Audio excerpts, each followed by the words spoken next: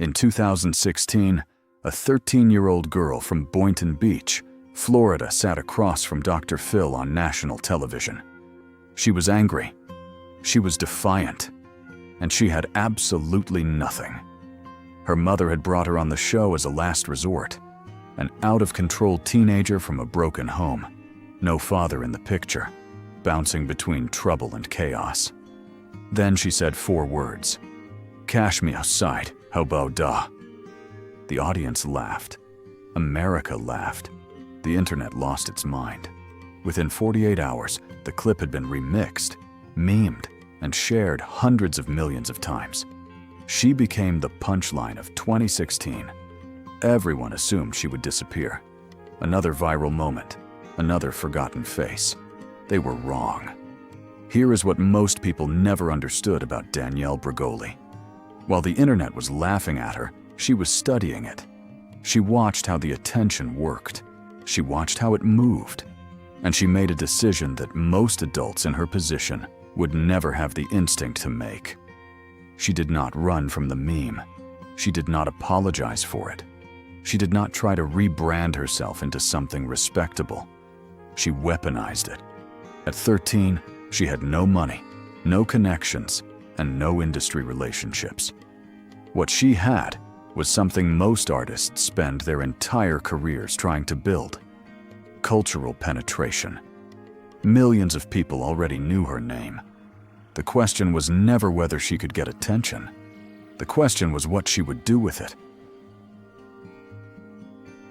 By 2017, Danielle Bregoli had signed a music deal worth $1 million. She was 14 years old.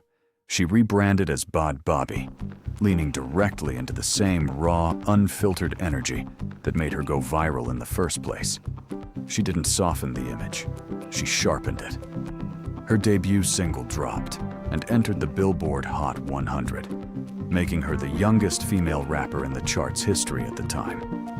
She was not a trained musician. She had no formal backing. She had no legacy industry connections pulling strings. What she had was a brand, built entirely from a moment the world meant as a joke. Then came the endorsement deals, a beauty partnership worth $900,000. Atlantic Records came calling. She signed. By the time she was 17, Bhad babbie had released multiple projects, secured millions in revenue, and built a management structure around herself that most artists don't develop until their late 20s. She was not being managed, she was building. On April 1st, 2021, Danielle Bregoli turned 18. Within hours, she joined OnlyFans, the creator economy platform that had quietly become one of the most powerful monetization engines in the world. The internet assumed it was a stunt, a headline grab, another meme moment from the girl who built her career on meme moments. It was not a stunt. In the first 6 hours, she generated $1 million in revenue. Not in a week, not in a month. 6 hours. To put that in context, that is faster than almost any creator launch in the platform's history at that point. The infrastructure was already built. The audience was already there. She simply opened the door, and the market walked in. Between 2021 and 2024, her total earnings from the platform crossed $71.3 million. That is not influencer money.